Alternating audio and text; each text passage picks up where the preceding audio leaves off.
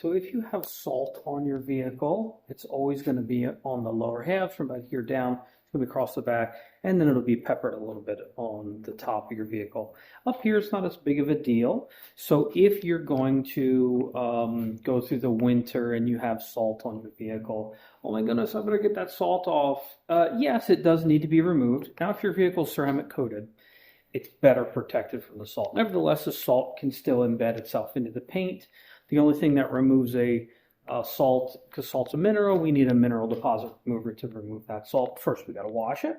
Nevertheless, do you really need to make a special trip to get the salt off?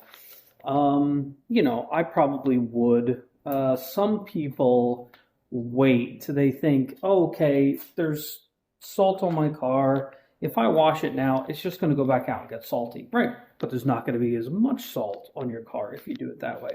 Now, for some of you, you go through the automatic car wash. In the wintertime, that's better than nothing. I would probably choose a in-bay automatic touchless.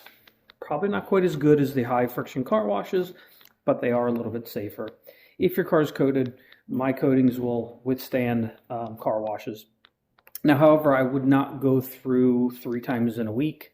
I would not even go 3 times in a month. I would have your vehicle washed once a month. Now, if you're on a normal, let's say once a month or every 6-week schedule, just keep that schedule. If you want to throw an extra wash in there, that's perfectly fine. Whether you bring it here, you go to the in-bay automatic touchless.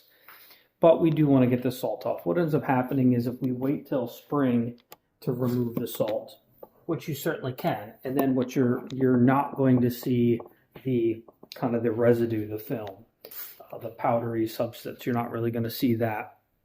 The salt is still going to be there because it doesn't just come off on its own. Splashing through puddles or getting rained on or driving and all the salt is not visible anymore, it's still there. So it does need to be washed off, and it needs usually in the wintertime, I add a mineral deposit remover to the pre-wash process or the post-wash process. It just depends. So I would probably make an extra special trip. Even if you make an extra special trip to a wash and you wash it every 3 weeks, you're still going to be better off because you're getting that salt off. If your vehicle is not ceramic coated, you're definitely going to have salt embedding itself into the soft paint and even into the soft metal, possibly, at least the paint. Salt is not really a rust issue. Most of what the tires throw up or launch behind them gets contained in those wheel wells. They're designed like that on purpose. And if you have a unibody like mine is, or there's no frame, if you have rust, it's probably the car's ready for the scrap heap.